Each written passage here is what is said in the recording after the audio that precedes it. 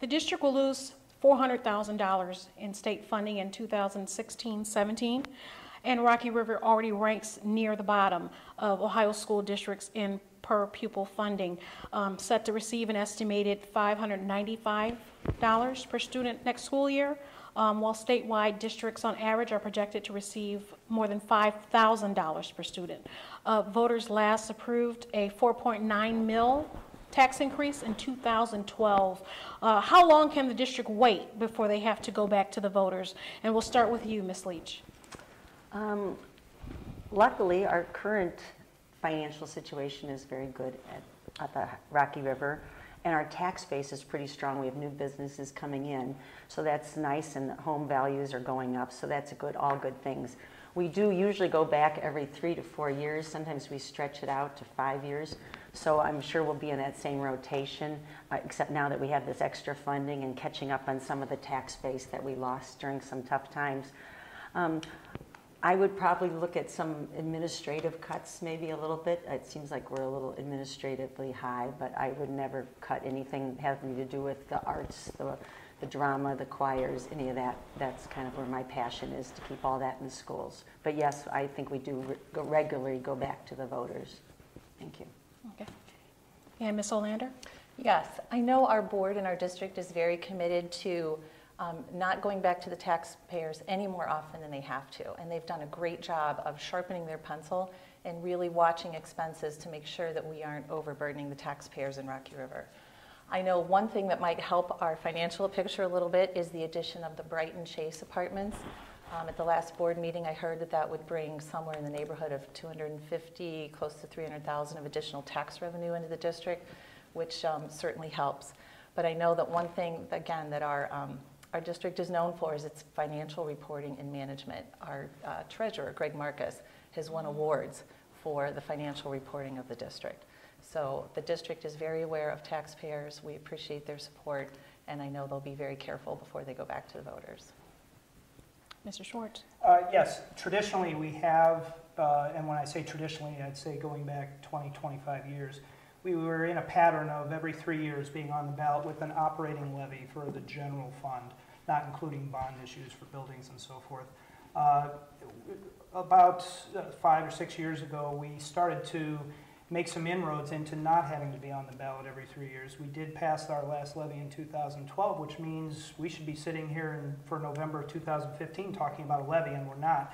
And we're not talking about one next year. We're not talking about one the year after that, unless we have changes that we can't foresee at this time. That has been done through very skilled negotiating and cooperation with our two unions, our teachers union and our non-teachers unions, who have been very helpful with our administration in coming up with packages for their employment and their benefits that allow us to stretch our dollars. It's been done through consortium buying of gasoline and supplies where we can cut our unit costs. And I think our administration has done a fabulous job in avoiding being on the ballot. That's not to say we never will be. The fact of the matter is, under our school funding formula, which you could take back to the Supreme Court decisions of the 90s and the DeRolf decision, we are capped. Just because property values go up doesn't mean we get a commensurate increase in tax dollars. So we'll always have the issue. Okay, thank you. And Mr. Zuercher. Yeah, I just want to say it is one of my pet peeves that the state has already cut our funding before, and then they're threatening to cut more. I mean, we are a great school system, and we get rewarded by the state by cutting our funding, which doesn't make any sense. We've already made a lot of, like Scott said, a lot of cuts in our school system, which saved us a tremendous amount of money. Unfortunately, if we do receive more state cuts, we probably will have to introduce another levy, operating levy. And I would support that operating levy if it's necessary. Okay, thank you. Yes, Rocky River has done, a good job, and as you all have mentioned, the district normally, as Mr. Swartz mentioned specifically, would go back every 3 years, and we're on a 3-year cycle, and that's set to come up this year, and it did not happen. So again, I'll ask, and back to you, Ms. Leitch, then how long can the district wait before they'll have to go back to voters? Well, if it's a 4-year cycle, it'd be 2016, and sometimes we stretch it out to 2017. But I imagine in 2016 we'll start going through, cuts or looking at things we can cut or start. We usually do a survey with the community to see how open they are, or how they feel about a levy before we actually go on the ballot. But we probably will be back at least by 2017, I would imagine. Okay. And Ms. Olander, how long do you think the district can wait before they'll have to go back? Well, I would want to take a closer look at all the financials and understand the situation a little bit better. Again, we're in very good hands. We have a great district. We watch our expenses very, very carefully.